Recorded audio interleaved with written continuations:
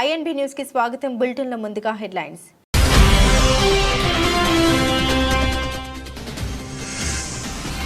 బాధ్యతాయుతంగా పరిష్కరించుకోండి, భారత్ పాక్ అమెరికా సూచన.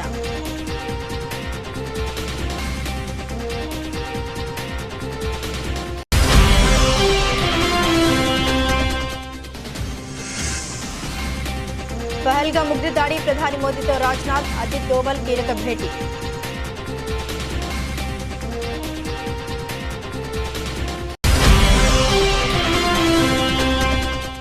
రాజధాని పనుల పునః ప్రారంభానికి మే 2న రాష్ట్రానికి ప్రధాని మోదీ. సభకు తరలివచ్చే ప్రజలకు అసౌకర్యం కలగకూడదన్న చంద్రబాబు.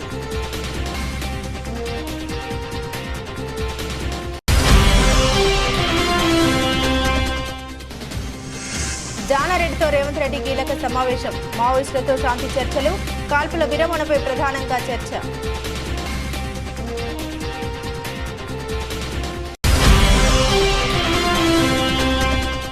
చేపల వేట నిషేధ భృతిని 10,000 నుండి 20,000కు పెంచిన కూటమి ప్రభుత్వం. హామీ నెరవేర్చడంపై డిప్యూటీ సీఎం పవన్ కళ్యాణ్ హర్షం.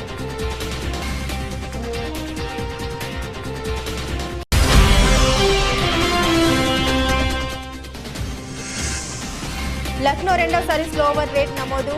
ఎల్ఎస్జీ కెప్టెన్ రిషబ్ పంత్కు 24 లక్షల జరిమానా.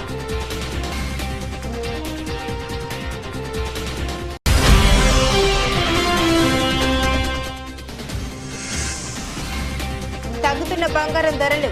94,818 వద్ద ట్రేడ్ అయిన పుత్తడి ధర. పహల్గామ్లో పర్యాటకులపై జరిగిన ఉగ్రదాడితో భారత్ పాకిస్తాన్ మధ్య యుద్ధ వాతావరణం నెలకొంది. ఈ దాడిని భారత్తో పాటు అమెరికా సహా ప్రపంచ దేశాలు ముక్త కంఠంతో ఖండించాయి. పహల్గామ్ ఉగ్రదాడిని అమెరికా అధ్యక్షుడు చెత్త పనిగా అభివర్ణించిన విషయం తెలిసిందే. ఈ నేపథ్యంలోనే ఈ దాడి ఘటనపై అమెరికా తాజాగా మరోసారి స్పందించింది. ప్రస్తుతం నెలకొన్న ఉద్రిక్తతను ఇరు దేశాలు బాధ్యతాయుతంగా పరిష్కరించుకోవాలని యుఎస్ విదేశాంగ శాఖ సూచించింది. పహల్గామ్లో పర్యాటకులపై జరిగిన దాడిని తీవ్రంగా ఖండిస్తున్నాం. ఈ విషయంలో భారత్కు వాషింగ్టన్ అండగా ఉంటుంది. ఇది చాలా క్లిష్టమైన పరిస్థితి. భారత్ పాక్ మధ్య నెలకొన్న పరిణామాలను నిశ్చితంగా గమనిస్తూనే ఉన్నాం. పరిస్థితిని చక్కదిద్దేలా బాధ్యతాయుతమైన పరిష్కారం కోసం ఇరు దేశాలు కలిసి పనిచేయాలని మేము ప్రోత్సహిస్తున్నామని అమెరికా విదేశాంగ శాఖ అధికార ప్రతినిధి ఓ ప్రకటనలో వెల్లడించారు. అంతకుముందు ట్రంప్ కూడా పహల్గామ్ ఉగ్రదాడిపై మాట్లాడారు. ఈ దాడి చెత్త పని అని పేర్కొన్నారు. కాశ్మీర్ సమస్యను భారత్ పాక్లు పరిష్కరించుకుంటాయని తాము నమ్ముతున్నట్లు వ్యాఖ్యానించారు ట్రంప్. జమ్మూ కాశ్మీర్లోని పహల్గామ్ ఉగ్రదాడితో దేశం ఉలిక్కిపడింది. ఈ పాశవిక దాడిలో 26 మంది అమాయకులు ప్రాణాలు కోల్పోయారు. ఈ దాడిలో భారత్ పాక్ మధ్య ఉద్రిక్త పరిస్థితులు నెలకొన్నాయి. సరిహద్దుల్లో పాక్ సైన్యం కాల్పుల ఉల్లంఘనకు పాల్పడుతోంది. ఈ పరిణామాల నేపథ్యంలోనే ప్రధానమంత్రి నరేంద్ర మోదీతో కేంద్ర రక్షణ మంత్రి రాజ్నాథ్ సింగ్, జాతీయ భద్రతా సలహాదారు అజిత్ దోవల్ సమావేశమయ్యారు. ఉగ్రదాడి అనంతరం భద్రతా దళాలు తీసుకుంటున్న చర్యలను మోదీకి వివరించనున్నట్లు తెలుస్తుంది. ఇక chief of defence Anil Chauhan తో రాజ్నాథ్ ఆదివారం సమావేశమైన విషయం తెలిసిందే. ఆ సమావేశంలో తీసుకున్న కీలక నిర్ణయాలను ప్రధానికి వివరించనున్నారు. అంతేకాదు తదుపరి చర్యలపై కూడా మోదీతో చర్చించనున్నట్లు ప్రభుత్వ వర్గాలు వెల్లడించాయి. మరోవైపు నియంత్రణ రేఖ వెంబడి పాక్ రెచ్చగొట్టే చర్యలు కొనసాగుతున్నాయి. ఈ నెల 22న పహల్గామ్లో పర్యాటకులపై ఉగ్రదాడి అనంతరం ఇరు దేశాల మధ్య తీవ్ర ఉద్రిక్తతలు ఏర్పడిన విషయం తెలిసిందే. అప్పటి నుండి కాల్పుల విరమణ ఒప్పందాన్ని ఉల్లంఘిస్తూ పాక్ సైన్యం నియంత్రణ రేఖ వెంబడి కాల్పులు జరుపుతుంది. తాజాగా కాల్పుల విరమణ ఒప్పందాన్ని ఉల్లంఘించి వరుసగా 4వ రోజు పాకిస్తాన్ సైన్యం కాల్పులకు తెగబడింది. జమ్మూ కాశ్మీర్లోని కుప్వారా, పూంచ్ జిల్లాలో నియంత్రణ రేఖ వెంబడి మరోసారి తుపాకులతో కవ్వింపులకు పాల్పడింది. అయితే పాక్ దుశ్చర్యను భారత ఆర్మీ సమర్థంగా తిప్పికొట్టింది. ఆదివారం అర్ధరాత్రి వేళ కుప్వారా జిల్లాలోని కేరన్ సెక్టార్లో, పూంచ్ జిల్లాలోని కృష్ణా ఘాటీ సెక్టార్లో నియంత్రణ రేఖ వెంబడి పాక్ సైన్యం కాల్పులకు పాల్పడింది. వీటికి భద్రతా బలగాలు తక్షణమే స్పందించి దాడులు తిప్పికొట్టాయి. రాత్రి సమయంలో భారత సైనిక పోస్టులను లక్ష్యంగా చేసుకుని చిన్న ఆయుధాలతో పాటు ఆటోమేటిక్ రైఫిల్స్ కాల్పులు జరిపిందని భారత సైన్యం వెల్లడించింది. పూంచ్ సెక్టార్లో పాక్ ఆర్మీ కాల్పుల విరమణ ఉల్లంఘించడం ఈ మధ్య కాలంలో ఇదే మొదటిసారని అధికారులు తెలిపారు. అమరావతి రాజధాని పనుల పునః ప్రారంభానికి మే 2న రాష్ట్రానికి వస్తున్న ప్రధాని నరేంద్ర మోదీకి ఘన స్వాగతం పలకడంతో పాటు సభను విజయవంతం చేద్దామని ముఖ్యమంత్రి చంద్రబాబు నాయుడు పిలుపునిచ్చారు. అమరావతి రాజధాని తెలుగువారి ఆత్మగౌరవానికి ప్రతీక అని తెలిపారు. సభకు వచ్చే ప్రజలకు ఎలాంటి అసౌకర్యం కలగకుండా నేతలు బాధ్యత తీసుకోవాలని సూచించారు. ప్రధాని మోదీ పర్యటనపై ఎన్డీఏ నేతలతో సీఎం చంద్రబాబు సోమవారం టెలికాన్ఫరెన్స్ ద్వారా దిశానిర్దేశం చేశారు. ఒక కుటుంబం నివసించేందుకు మంచి ఇల్లు ఉండాలని ఎలా అనుకుంటామో ప్రజలు గర్వంగా చెప్పుకోవడానికి కూడా రాజధాని ఉండాలి. అభివృద్ధి వికేంద్రీకరణ వర్గీకరణ ఎన్డీఏ విధానం కాబట్టి 2014 నుండి కేంద్ర విద్యా సంస్థలు ఉత్తరాంధ్ర కోస్తా రాయలసీమ జిల్లాలో ఏర్పాటు చేస్తాం. అన్ని ప్రాంతాలను సమానంగా అభివృద్ధి చేస్తాం. తెలంగాణకు హైదరాబాద్, కర్ణాటకకు బెంగళూరు, తమిళనాడుకు చెన్నై రాజధాని ద్వారా 70% ఆదాయం వస్తుంది. మనకు కూడా మంచి నగరం ఉంటే రాష్ట్రానికి సమృద్ధిగా ఆదాయం సమకూరుతోందని అమరావతిని నిర్మిస్తున్నాం. రాష్ట్రానికి అమరావతి ఆత్మ వంటిదని సీఎం చంద్రబాబు తెలిపారు. మిట్టల్ ప్లాంట్ పూర్తయితే 2 స్టీల్ ప్లాంట్లు దేశంలోనే ఎక్కువ స్టీల్ ఉత్పత్తి చేసే జిల్లాగా ఉమ్మడి విశాఖ రికార్డు సృష్టిస్తుంది. రాయలసీమను defence, electronic, automobiles, drone, satellite launching, green energy రంగంలో అభివృద్ధి చేస్తాం. రాయలసీమకు బెంగళూరు, హైదరాబాద్ అనుసంధాన హైవేలు, ఎయిర్పోర్ట్లు అందుబాటులో ఉంటాయి. తద్వారా లాజిస్టిక్ హబ్గా రాయలసీమ మారుతుందని సీఎం చంద్రబాబు నాయుడు తెలిపారు. టెలికాన్ఫరెన్స్లో టీడీపీ, జనసేన, బీజేపీ ముఖ్య నాయకులు పాల్గొన్నారు. తెలంగాణలో మావోయిస్టులతో శాంతి చర్చల పునరుద్ధరణ దిశగా రాష్ట్ర ప్రభుత్వం ప్రయత్నాలు ముమ్మరం చేసింది. ఇందులో భాగంగా ముఖ్యమంత్రి రేవంత్ రెడ్డి సోమవారం ఉదయం కాంగ్రెస్ సీనియర్ నేత మాజీ మంత్రి కుందూరు జానారెడ్డితో ఆయన నివాసంలో సమావేశమయ్యారు. గతంలో ఉమ్మడి ఆంధ్రప్రదేశ్లో మావోయిస్టులతో చర్చలు జరిపినప్పుడు హోంమంత్రిగా పనిచేసిన జానారెడ్డి అనుభవాన్ని ఈ సందర్భంగా వినియోగించుకోవాలని ప్రభుత్వం భావిస్తోంది. కాల్పుల విరమణ, శాంతి చర్చల ప్రక్రియకు సంబంధించి అనుసరించాల్సిన వ్యూహాలపై ఇరువురు నేతలు చర్చించినట్లు తెలుస్తోంది. శాంతి చర్చల కమిటీ ప్రతినిధులతో ఆదివారం జరిగిన సమావేశంలోనే జానారెడ్డి సలహాలు తీసుకుంటామని సీఎం రేవంత్ రెడ్డి సూచనప్రాయంగా వెల్లడించారు. ఈ నేపథ్యంలోనే తాజా భేటీ ప్రాధాన్యత సంతరించుకుంది. గతంలో శాంతి చర్చల సమయంలో ఉమ్మడి ఏపీ కాంగ్రెస్ వ్యవహారాల ఇన్ఛార్జిగా ఉన్న దిగ్విజయ్ సింగ్ తో కూడా సీఎం రేవంత్ ఫోన్లో సంప్రదింపులు జరిపారు. మావోయిస్టుల సమస్యను కేవలం శాంతి భద్రత సమస్యగా కాకుండా సామాజిక సమస్యగా పరిగణిస్తూ ఉన్నామని ప్రభుత్వం ఇప్పటికే స్పష్టం చేసింది. ప్రభుత్వ తాజా అడుగులు చర్చల ప్రక్రియకు మార్గం సుగమం చేస్తాయని పలువురు ఆశాభావం వ్యక్తం చేస్తున్నారు. హైదరాబాద్ సరూర్ నగర్లోని అవేర్ కాలేజ్ ఆఫ్ నర్సింగ్ మరియు ఎంఎల్టీ వార్షిక స్నాతకోత్సవం వేడుకను ఘనంగా నిర్వహించారు. ఈ కార్యక్రమానికి లోక్సభ ఎంపీ డీకే అరుణ ముఖ్య అతిథిగా హాజరై విద్యార్థుల యొక్క నాయకత్వ లక్షణాల పట్ల పలు సూచన చేశారు. ప్రతి విద్యార్థికి ఎడ్యుకేషన్ అనేది చాలా ముఖ్యమన్నారు. అవేర్ అనే సంస్థ గ్రామాల్లో, పట్టణాల్లో విద్యతో పాటు అనేక సేవా కార్యక్రమాలు చేస్తున్నారని డీకే అరుణ అన్నారు. కాశ్మీర్ పహల్గాంలో పర్యాటకులపై జరిగిన ఉగ్రదాడి హేయమైన చర్య అని లోక్సభ ఎంపీ డీకే అరుణ అన్నారు. కర్ణాటక ముఖ్యమంత్రి కేవలం 26 మంది పర్యాటకులు మాత్రమే చనిపోయారు. దాని గురించి దిగ్భ్రాంతి చెందవలసిన అవసరం లేదని కర్ణాటక ముఖ్యమంత్రి సిద్ధరామయ్య అనడం సిగ్గుచేటు. నువ్వు హిందువువా లేక ముస్లింవా అని తెలుసుకొని చంపడం అన్యాయం. ఇది 26 మంది పైన జరిగిన సంఘటన కాదు, భారతదేశంలోని ప్రతి హిందువుకు జరిగిన సంఘటన అని మనం గుర్తు చేసుకోవాలి. హిందూ మహిళను చంపడం లేదు. మీరు నరేంద్ర మోదీకి చెప్పండి, పాకిస్తాన్ వాళ్ళం మేము చంపమని చెప్పడం అన్యాయం. పాకిస్తాన్ భారతదేశానికి తగిన మూల్యం చెల్లించక తప్పదు అని ఎంపీ డీకే అరుణ అన్నారు. అదేవిధంగా మొన్న కాశ్మీర్ పహల్గాంలో జరిగినటువంటి దాడి, ఈ దాడి మన దేశవ్యాప్తంగానే కాదు, అన్ని ప్రపంచ దేశాలనే దిగ్భ్రాంతికి గురి చేసింది. మన దేశంలో ఉన్న ప్రతి ఒక్కరిని దిగ్భ్రాంతికి గురి చేయడమే కాదు, ప్రపంచవ్యాప్తంగా అందరినీ కూడా దిగ్భ్రాంతికి గురి చేసింది. ఇది ఒక అమానుషమైనటువంటి దాడి, హేయమైనటువంటి దాడి. ఉగ్రవాదులు పూర్తిగా పిరికి పందలుగా మారి పాకిస్తానీలు ఈ ఉగ్రవాది దాడి వెనుక ఉన్నటువంటి పాకిస్తానీలు పిరికి పందలుగా పర్యాటకుల పైన, అంటే చేతిలో ఎలాంటి ఆయుధాలు లేనటువంటి నిరాయుధులైనటువంటి వారి పైన, పర్యాటకులు అక్కడ కాశ్మీర్లో ఎండాకాలము వేసవి సెలవుల్లో భార్య పిల్లలతో వాళ్ళు ఆ వేసవి సెలవులకు అక్కడ ఆ ప్రాంతంలో వెళ్ళి చూడాలని, కాశ్మీర్లో ఉన్నటువంటి అందాలను చూడాలని, ఆ ప్రాంతంలో ఎన్నో ఏళ్లుగా అక్కడ పెద్ద ఎత్తున టూరిజం లేకపోవడము, 370 ఆర్టికల్ రద్దు తర్వాత, ఆ ప్రాంతంలో నరేంద్ర మోదీ గారు 370 ఆర్టికల్ని రద్దు చేసిన తర్వాత, ఎన్నికలకు ముందు ఇచ్చినటువంటి మాట ఏదైతే ఉందో 370 ఆర్టికల్ని రద్దు చేస్తామని చెప్పిన మాట నిలబెట్టుకొని 370 ఆర్టికల్ని రద్దు చేసి శాంతియుతంగా ఈరోజు కాశ్మీర్లో అభివృద్ధి జరుగుతూ ఉంది. ఎన్నికలు జరిగినాయి శాంతియుతంగా. ఈరోజు పెద్ద ఎత్తున అక్కడ ఉన్నటువంటి ప్రజలే కాకుండా ఆ ప్రాంతంలో అభివృద్ధి జరుగుతుందని చెప్పేసి పెద్ద ఎత్తున చూడడానికి కూడా పెద్ద ఎత్తున వేరే రాష్ట్రాల నుంచి కానీ దేశవ్యాప్తంగా దేశ నలుమూలల నుంచి అక్కడికి పర్యాటకులు వెళ్తున్నారు. విదేశాల నుంచి పర్యాటకులు వస్తున్నారు. స్విట్జర్లాండ్కు తీసిపోని విధంగా ఉన్నటువంటి కాశ్మీరు ప్రాంతాన్ని చూడడానికి మరి ఎంతోమంది పర్యాటకులు మరి రోజు వస్తుపోతున్నటువంటి సందర్భంలో అక్కడ పర్యాటకుల పైన ఆ దాడి అంటే చాలా హేయమైనటువంటి దాడిగా వర్ణించవచ్చు. ఈరోజు ఒక పిరికి పంద చర్యగా దాన్ని మనం అందరం కూడా భావించవచ్చు. పాకిస్తాన్ ఏదైతే ఆ ప్రాంతంలో జరుగుతున్నటువంటి అభివృద్ధిని చూసి ఓర్వలేక భారతదేశం ప్రపంచవ్యాప్తంగా పొందుతున్నటువంటి నరేంద్ర మోదీ గారి ప్రధానమంత్రిగా ఈ దేశానికి అనేక రకాలుగా కీర్తిని, ఈ ప్రపంచవ్యాప్తంగా భారతదేశం యొక్క కీర్తిని వ్యాపింపజేసి వారికి దొరుకుతున్నటువంటి పెద్ద ఎత్తున ఆదరణ కానివ్వండి, అభిమానం కానివ్వండి, గౌరవం కానీ చూసి ఓర్చుకోలేక ఈరోజు భారతదేశాన్ని ఈరోజు అశాంతి పాలు చేయాలని, పెద్ద ఎత్తున మత కల్లోలాలు రెచ్చగొట్టాలని, మత విద్వేషాలు రెచ్చగొట్టాలని, హిందువా అని అడిగి వాళ్ళని ఐడి అడిగి వాళ్ళని కలమా చదవమని అడిగి వాళ్ళని హిందువులమని చెప్పగానే వాళ్ళని తూటా పెట్టి షూట్ చేసి అసలు చాలా దారుణమైనటువంటి ఘటనగా ఈ మందిరం కూడా దేశంలో ఉన్న ప్రతి ఒక్కరూ ఈ యొక్క సంఘటన తర్వాత పెద్ద ఎత్తున ఉడికిపోతున్నటువంటి విషయం ఉంది. ఏదో దాడి 26 మంది మీద కాదు, ఇది భారతదేశం పైన దాడి, భారతదేశంలో ఉన్నటువంటి పౌరుల పైన దాడి, మన అందరిపైన దాడిగా మనం భావించాల్సినటువంటి అవసరం ఉంది. ఈ దాడిని మరి నరేంద్ర మోదీ గారు పెద్ద ఎత్తున ఈ దాడికి తగినటువంటి మూల్యాన్ని పాకిస్తాన్ చెల్లించక తప్పదనేటటువంటి సందేశాన్ని ఇప్పటికే ఇచ్చారు. ఖచ్చితంగా ఈ యొక్క పాకిస్తానీ ఉగ్రవాదులు ఏదైతే ఉన్నారో, ఏదో ఈ దేశాన్ని ఉగ్రవాద మూకలు అల్లకలోలను సృష్టించాలని ఏదైతే ప్రయత్నం చేస్తున్నారో ఆ ప్రయత్నాలు ఎప్పటికీ కూడా వాళ్ళ ప్రయత్నాలు ముందుకు సాగవు. ఖచ్చితంగా తగిన మూల్యాన్ని పాకిస్తాన్ చెల్లించుకోక తప్పదని చెప్పి నరేంద్ర మోదీ గారు ఉన్నంత వరకు భారతదేశంలో ఉన్నటువంటి ప్రజలకు ఎలాంటి భయం పడాల్సినటువంటి అవసరం లేదు. ధైర్యంగా భారతదేశంలో ఉన్నటువంటి ప్రతి ఒక్కరు పార్టీలకు అతీతంగా, కుల మతాలకు అతీతంగా సంఘటితమై పాకిస్తాన్ యొక్క దాడి మీద పూర్తిగా వారికి గుణపాఠం చెప్పే విధంగా, ఉగ్రవాద మూకలను అంతమొందించే విధంగా, ఉగ్రవాదాన్ని అంతమొందించే విధంగా ఈరోజు మన దేశ ప్రధాని నరేంద్ర మోదీ గారికి అండగా నిలబడాలని చెప్పి నేను కోరుతా ఉన్నాను. పెరుగుతున్న జనాభాకు అనుగుణంగా ప్రజలకు నాణ్యమైన విద్యుత్ అందించాలన్న సమున్నత లక్ష్యంతో నియోజకవర్గ కేంద్రమైన పటాన్చెరు పట్టణంలో 12 కోట్ల రూపాయల అంచనా వ్యయంతో 33/11 kV ఇండోర్ సబ్స్టేషన్ నిర్మాణం చేస్తున్నట్లు పటాన్చెరు శాసనసభ్యులు గూడెం మహిపాల్ రెడ్డి తెలిపారు.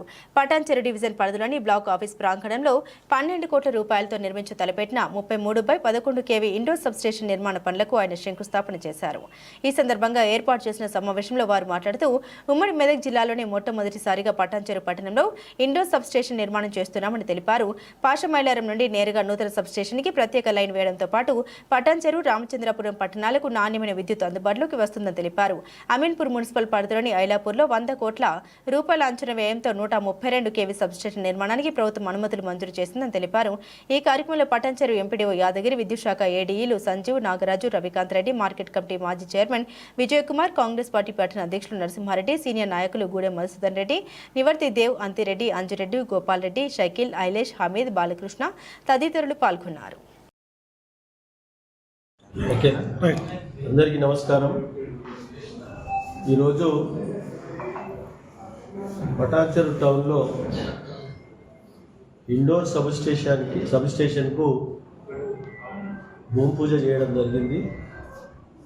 ఇది మొట్టమొదలు ఉమ్మడి మెదక్ జిల్లాలోనే ఇప్పటి వరకు ఇండోర్ సబ్స్టేషన్ అనేది లేదు. కాబట్టి 12 కోట్ల రూపాయలతోటి ఈరోజు ఇండోర్ సబ్స్టేషన్ శాంక్షన్ తీసుకొని భూమి పూజ చేయడం జరిగింది. ఈ ప్రాంతము పాషమైలారం కానీ, పటాన్చెరు కానీ, రామచంద్రాపూర్ కానీ, శాంతినగర్, శ్రీరామనగర్ కాలనీ కానీ ఎక్కడైనా సరే కరెంటు ఇబ్బంది లేకుండా ఈ పబ్లిక్ ప్లేస్లో పిల్లలు ఆటలు ఆడుకోవడానికి, పబ్లిక్ రావడానికి ఆస్కారం ఉంది. కాబట్టి అందుకే ఇండోర్ సబ్స్టేషన్ తీసుకోవడం జరిగింది. పాషమైలారంకి వెళ్ళి నేరుగా లైన్ వచ్చి, ఇండస్ట్రీ లైన్ వచ్చి దీనికి లింక్ అయితే ఇక్కడ నుంచి డిస్ట్రిబ్యూషన్ ఉంటుంది.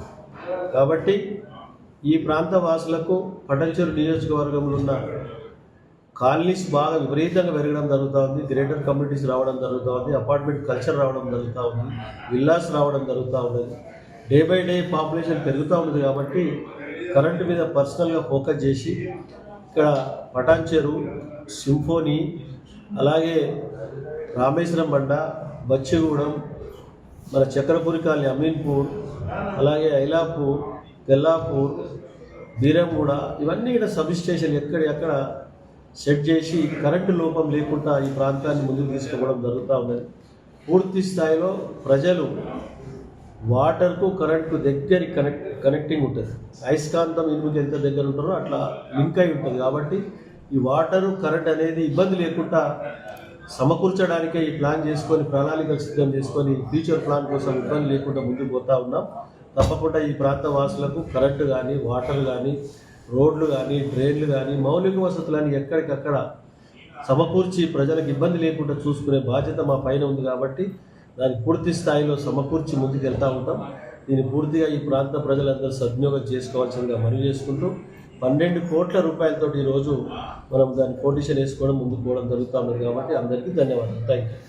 వనపర్తి పట్టణంలో మాడిఫైడ్ సైలెన్సర్లను అమర్చిన బుల్లెట్లు ఇతర వాహనాల సైలెన్సర్లను గత నెల రోజులుగా స్పెషల్ డ్రైవ్ నిర్వహించి 66 సైలెన్సర్లను తొలగించినట్లు వనపర్తి సీఐ కృష్ణయ్య తెలిపారు. వనపర్తి జిల్లా ఎస్పీ రావుల గిరిధర్ ఆదేశాల మేరకు వనపర్తి జిల్లా కేంద్రంలో వనపర్తి సీఐ కృష్ణ, ట్రాఫిక్ ఎస్ఐల ఆధ్వర్యంలో మాడిఫైడ్ సైలెన్సర్లతో నడిపే వాహనాలు ప్రత్యేక డ్రైవ్ నిర్వహించి తొలగిస్తున్నామని తెలిపారు. కొందరు యువకులు వాహనాలకు సంబంధిత సంస్థ ఇచ్చిన సైలెన్సర్లను మార్పు చేసి వింత శబ్దం వచ్చే వాటిని అమర్చి రోడ్లపై అకస్మాత్తుగా వింత శబ్దాలు చేయడంతో ప్రజలు ఇబ్బందులు ఎదుర్కొంటున్నారని, విరుద్ధంగా వ్యవహరిస్తున్న వారిపై కఠిన చర్యలు తీసుకునేందుకు స్పెషల్ డ్రైవ్ నిర్వహించి నెల రోజులుగా జిల్లా కేంద్రంలో 66 మాడిఫైడ్ సైలెన్సర్లను తొలగించి ఒక్కొక్క వాహనదారునికి ₹1000 జరిమానా విధించామని తెలిపారు. ఇప్పటివరకు తొలగించిన 66 మాడిఫైడ్ సైలెన్సర్లను పాలిటెక్నిక్ కళాశాల ముందు రోడ్డు రోలర్తో తొక్కించడం జరిగింది. శబ్ద కాలుష్యంతో ఇరుగు పొరుగు వారు వాహనాలకు శబ్దంతో పాదచారులు ఇబ్బందులు ఎదుర్కొంటున్నారనే ఉద్దేశంతోనే ప్రత్యేక నియంత్రణ కార్యక్రమం నిర్వహించి పట్టణంలో అన్ని తొలగించినట్టు తెలిపారు. ఈ చర్యల ద్వారా ట్రాఫిక్ నియంత్రణ బలోపేతం అవుతుంది, రహదారుల భద్రత పెరుగుతుంది, ప్రజలకు ఆరోగ్యకరమైన వాతావరణం అందుతుందని వనపర్తి పట్టణ సీఐ కృష్ణయ్య తెలిపారు. వారి ఆధ్వర్యంలోనే ఈ సైలెన్సర్లను ధ్వంసం చేయడం జరిగింది. పట్టణ ప్రజలందరికీ నమస్కారాలు. ఈరోజు మనము ఈ పాలిటెక్నిక్ ముందర దాదాపు 66 సైలెన్సర్లు, కంపెనీ నుంచి వచ్చిన సైలెన్సర్స్ కాకుండా అధికంగా సౌండ్ వచ్చి బుల్లెట్ రిలీజ్ చేసే మన సైలెన్సర్లు ఫిట్ చేసిన బండ్ల నుంచి మొత్తం 66 తీసి ఈరోజు పాలిటెక్నిక్ ముందర వాటిని పెట్టి చేసి రోడ్ రోలర్ ద్వారా తొలగించడం జరుగుతుంది.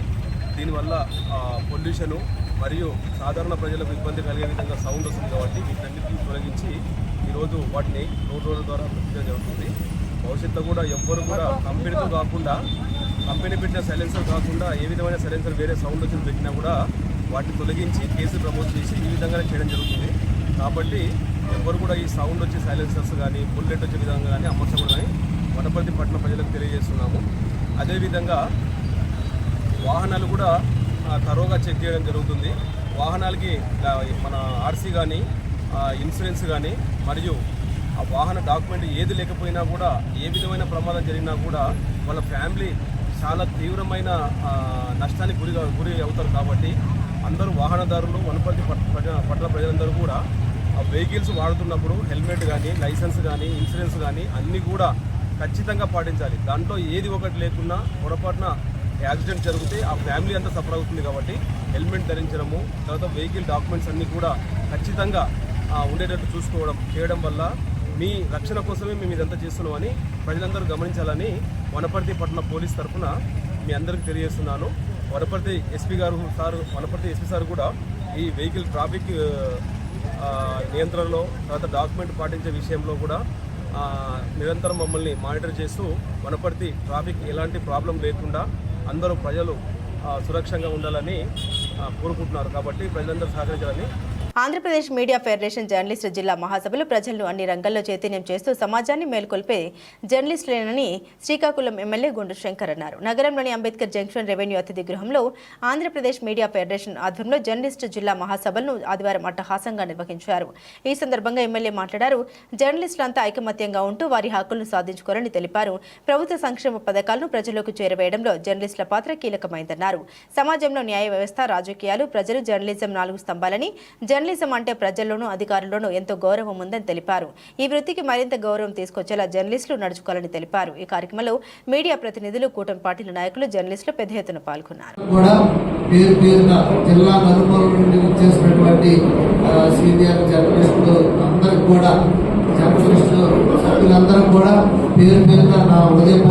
నమస్కారాలు, ధన్యవాదాలు. ఈరోజు ఈ రాష్ట్ర మహాసభలు జరగడం, అందులో నేను కూడా పాల్పంచుకోవడం నాకు చాలా ఆనందంగా ఉంది. ఇప్పుడు ఎంతమంది కలిశారు. ఏదేమైనప్పటికీ ఇది ఇంత పెద్దదని నేను ముందు ఇంత దృష్టి పెట్టలేదు. కానీ ఒక జర్నలిస్ట్ సమావేశం కనుక మనం టైంకి వెళ్ళాలని నేను 9:10కి రమ్మన్నారు. నాకు 9:56 నేను వచ్చాను.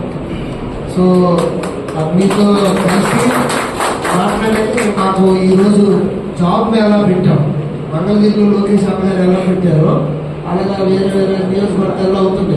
సో ఇక్కడ కూడా పెట్టాం. ఆల్రెడీ 2000 మంది అనుభవ స్పందన వచ్చిందనమాట. ఇంకా వస్తుంది అనుకోలేదు. సో వెయిట్ చేస్తారు పిల్లలందరూ అక్కడ. అందుకు లేదంటే మీతో ఇంకా స్పెండ్ చేయాలని, ఎందుకంటే మీరు మాట్లాడితే చాలా విషయాలు మాకు తెలుస్తుంది. మేము న్యూ కమర్స్ కనుక. సో ఇంకా వీళ్ళంత శ్వాస మనం పంచుకుందాం. అలాగే కింజరాపు అచ్చెన్నాయుడు గారు మంత్రివర్యులు, రాష్ట్ర మంత్రివర్యులు, అలాగే యువ నాయకులు, యువ కేంద్ర మంత్రివర్యులు, దేశంలోనే అత్యంత పిన్న వయసు కలిగినటువంటి పౌర విమానయాన శాఖ మంత్రులు కేంద్ర మంత్రి కింజరాపు రామ్మోహన్ నాయుడు గారు, వీరిద్దరు కూడా ఈ సంఘంకి పూర్తి సహాయ సహకారాలు అందించారు. వాళ్ళతో పాటుగా నేను కూడా ఎల్లప్పుడూ కూడా మూడో వ్యక్తిగా నేను కూడా మీకు ఎప్పుడు సహాయ సహకారాలు లభిస్తూ మీ వెంటనే ఉంటానని నేను తెలియజేసుకుంటూ, సో జర్నలిజం అంటే మరి అందరికీ తెలిసిందే, ఆ సమాజాన్ని మేల్కొల్పి నిత్యం సమాజాన్ని అటు ప్రజల్ని ఇటు పాలకుల్ని ప్రభుత్వ నడిపే ఉద్యోగులు అందరినీ కూడా మీరు సమాజంలో జరుగుతున్న ఇష్యూస్ని నిత్యం నిరాటంకంగా. ఆంధ్రప్రదేశ్లోని మత్స్యకారులకు రాష్ట్ర ప్రభుత్వం శుభవార్త అందించింది. సముద్రంలో చేపల వేటని నిషేధ సమయంలో మత్స్యకారులకు అందించే ఆర్థిక భృతిని రెట్టింపు చేస్తున్నట్లు ప్రకటించింది. ఈ నిర్ణయం పట్ల రాష్ట్ర ఉప ముఖ్యమంత్రి పవన్ కళ్యాణ్ హర్షం వ్యక్తం చేశారు. ఎన్నికల సమయంలో ఇచ్చిన హామీని నిలబెట్టుకున్నామని ఆయన పేర్కొన్నారు. ఇటీవల శ్రీకాకుళం జిల్లా పర్యటనలో ముఖ్యమంత్రి చంద్రబాబు ఈ పథకాన్ని లాంఛనంగా ప్రారంభించారు. గతంలో వేట నిషేధ సమయంలో మత్స్యకారులకు 10,000 భృతిగా అందేది. తాజాగా కూటమి ప్రభుత్వం తీసుకున్న నిర్ణయంతో ఈ మొత్తాన్ని 20,000కు పెంచినట్లు పవన్ ఒక ప్రకటనలో తెలిపారు. ఎన్నికల హామీని కార్యరూపం దాల్చేలా చేసిన ముఖ్యమంత్రి చంద్రబాబుకు ఆయన కృతజ్ఞతలు తెలిపారు. మత్స్యకారులకు ఇచ్చిన మాట నిలబెట్టుకున్నాం, వేట నిషేధ భృతిని రెట్టింపు చేస్తామని ఎన్నికల సమయంలో ఇచ్చిన హామీని సీఎం చంద్రబాబు నేతృత్వంలోని కూటమి ప్రభుత్వం నెరవేర్చిందని పవన్ కళ్యాణ్ పేర్కొన్నారు. పెంచిన భృతి మొత్తాన్ని లబ్ధిదారుల బ్యాంకు ఖాతాల్లో నేరుగా జమ చేస్తున్నట్లు ఆయన వివరించారు. ఈ పెంపుదల ద్వారా రాష్ట్ర వ్యాప్తంగా ఉన్న 1,29,178 మత్స్యకార కుటుంబాలకు ప్రయోజనం చేకూరుతుందని, ఇందుకోసం ప్రభుత్వం 259 కోట్లను కేటాయించిందని వెల్లడించారు. మత్స్యకారుల వలసని తగ్గించి స్థానికంగానే వారికి మెరుగైన ఉపాధి అవకాశాలు కల్పించేందుకు గాను కూటమి ప్రభుత్వం చర్యలు తీసుకుంటుందని పవన్ తెలిపారు. ఆంధ్రప్రదేశ్కు సుదీర్ఘమైన సముద్ర తీరం ఉందని, ఈ తీర ప్రాంతాన్ని అభివృద్ధి చేయడం ద్వారా మత్స్యకార కుటుంబాలకు ఆర్థిక భరోసా కల్పించే దిశగా ప్రభుత్వం అడుగులు వేస్తుందని తన ప్రకటనలో స్పష్టం చేశారు. హనుమాన్పేటలో అఖిల భారత యోజన సమైక్య ఏఏవైఎఫ్ ఆధ్వర్యంలో ఉగ్రదాడికి నిరసనగా కొవ్వొత్తుల ప్రదర్శన నిర్వహించారు. ఈ సందర్భంగా మాట్లాడుతూ జమ్మూ కాశ్మీర్ పహల్గాంలో ఉగ్రవాదులు హిందువునే లక్ష్యంగా చేసుకుని అత్యాధునిక ఆయుధాలతో వెంటాడి చంపడం చాలా దుర్మార్గమైన చర్య అన్నారు. భార్య పిల్లల ముందే తమ కుటుంబీకుల్ని చంపడంతో తీవ్ర భయంతో పరుగులు తీసిన వారిని చూస్తుంటే చాలా బాధ వేస్తుందన్నారు. గతంలో కూడా ఉగ్రవాద ముష్కరులు బహిరంగ ప్రదేశాల్లో బాంబులు పేల్చి అనేక మందిని పొట్టున పెట్టుకోవడం జరిగిందని, ఈ ఉన్మాదుల ఆటలు కట్టించకపోతే మరిన్ని ప్రాణాలు గాల్లో కలిసిపోతాయన్నారు. 3 అంచెల భద్రత కలిగినటువంటి జమ్మూ కాశ్మీర్లోకి ఉగ్రవాదులు ఎలా ప్రవేశించారు, సమగ్రమైన విచారణ చేపట్టి సహకరించిన వారిని వదిలిపెట్టరాదన్నారు. పహల్గాం మృతుల్లో ఏపీకి చెందిన వారు ఉండడం మరింత బాధాకరమన్నారు. పహల్గాం దాడిని దుర్మార్గపు చర్యగా భారత ప్రజలు భావిస్తుంటే ఏకంగా ఢిల్లీలోని పాకిస్తాన్ హైకమిషన్ కార్యాలయంలోకి తీసుకెళ్తుంటే భద్రతా సిబ్బంది ఏం చేస్తుందని ప్రశ్నించారు. పర్యాటకుల మత విశ్వాసాలని ఉగ్రవాదులు తెలుసుకుని పాశవికంగా కాల్చి చంపారని ఆవేదన వ్యక్తం చేశారు. తెలంగాణ ప్రభుత్వం ప్రతిష్టాత్మకంగా నల్లగొండ జిల్లా దామరచర్ల మండలం వీర్లపాలెం వద్ద నిర్మిస్తున్న యాదాద్రి థర్మల్ పవర్ ప్రాజెక్టులో యూనిట్ 1లో తెల్లవారుజామున జరిగిన అగ్ని ప్రమాదంలో బాయిలర్ నుండి ఆయిల్ లీకేజ్ అయ్యి మంటలు చెలరేగడంతో యూనిట్ 1 పాక్షికంగా దెబ్బతింది. వచ్చే నెలలో యూనిట్ 1ను ప్రారంభించనుండగా అందుకుగాను అధికారులు ముందస్తు ట్రయల్ రన్ నిర్వహిస్తుండగా అగ్ని ప్రమాదం చోటు చేసుకున్నట్లు సమాచారం. ట్రయల్ రన్ చేసే సమయంలో ఇలాంటి ప్రమాదాలు సహజమని అధికార వర్గాలు వెల్లడిస్తున్నాయి. ఈ ప్రమాదంలో ఎలాంటి ప్రాణనష్టం, పెద్ద ఎత్తున ఆస్తి నష్టం జరగకపోవడంతో అధికారులు ఊపిరి పీల్చుకున్నారు. జరిగిన ప్రమాదం ద్వారా లోపాలు గుర్తించి వీటిని వీలైనంత తొందరలో సరిచేసి తిరిగి ట్రయల్ రన్ నిర్వహించనున్నట్లు అధికార వర్గాలు వెల్లడించాయి. అమెరికా అధ్యక్షుడు డొనాల్డ్ ట్రంప్ ట్రేడ్ వార్తో జీవితకాల గరిష్టానికి చేరుకున్న బంగారం ధరలు ప్రస్తుతం తగ్గుముఖం పడుతున్నాయి. వాణిజ్య యుద్ధ భయాలు ప్రస్తుతం కొంత తగ్గుముఖం పడడంతో సోమవారం పసిడి ధర స్వల్పంగా తగ్గింది.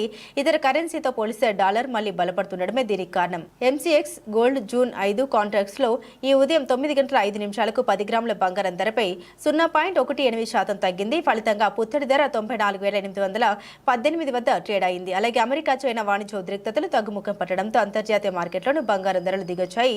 అమెరికా డాలర్ ఇండెక్స్ దాదాపు 0.3% ఎగబాకింది. ఫలితంగా బంగారం డిమాండ్పై ఒత్తిడి పెరిగింది. దీంతో ఇతర కరెన్సీలో కొనుగోలు చేసే వారికి బంగారం ఖరీదు భారంగా మారింది.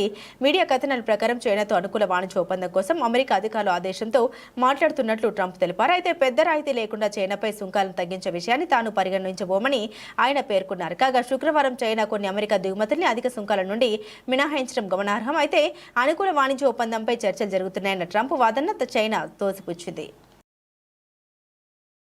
ఆదివారం వాంకడ వేదికగా ముంబై ఇండియన్స్ ఎంఐతో జరిగిన ఐపీఎల్ 2025 మ్యాచ్లో స్లో ఓవర్ రేట్ కారణంగా Lucknow super giants LSG captain Rishabh పంత్కు 24 లక్షల జరిమానా పడింది.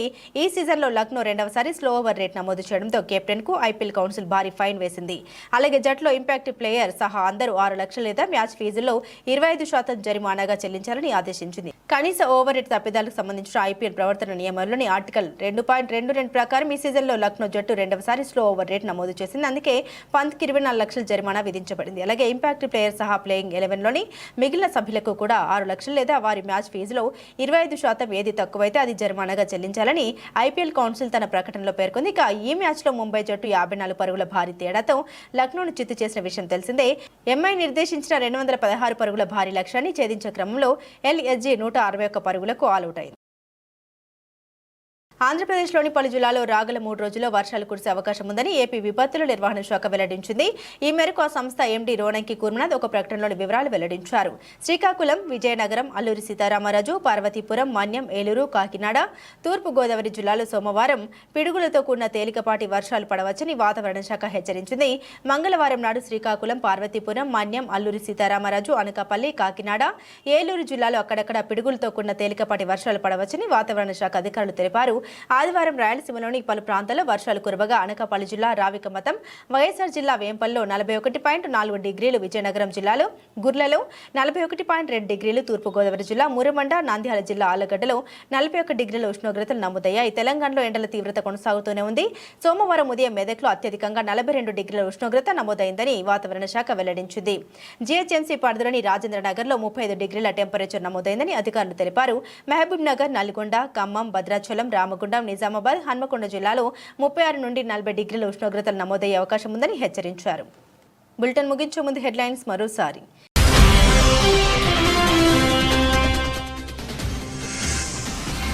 బాధ్యతాయుతంగా పరిష్కరించుకోండి, భారత్ పాక్ అమెరికా సూచన.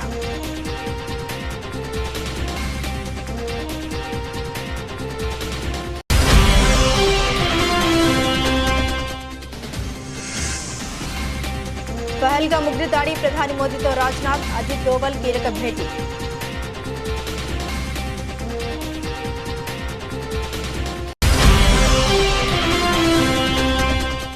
రాజధాని పనుల పునః ప్రారంభానికి మే 2న రాష్ట్రానికి ప్రధాని మోదీ. సభకు తరలి వచ్చే ప్రజలకు అసౌకర్యం కలగకూడదన్న చంద్రబాబు.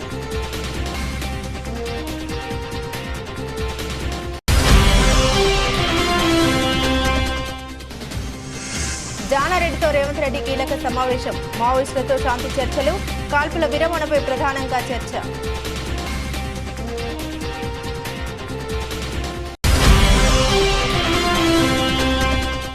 చేపల వేట నిషేధ భృతిని 10,000 నుండి 20,000కు పెంచిన కూటమి ప్రభుత్వం. హామీ నెరవేర్చడంపై డిప్యూటీ సీఎం పవన్ కళ్యాణ్ హర్షం.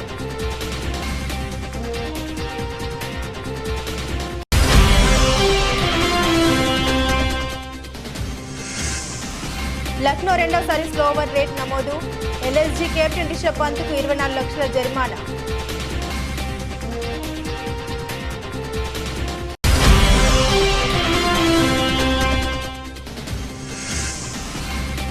తగ్గుతున్న బంగారం ధరలు. 94,818 వద్ద ట్రేడ్ అయిన పుత్తడి ధర. ఇవి బులెటిన్లోని విశేషాలు. తిరిగి మరో బులెటిన్తో మళ్ళీ కలుసుకుందాం. అంతవరకు సెలవు, నమస్కారం.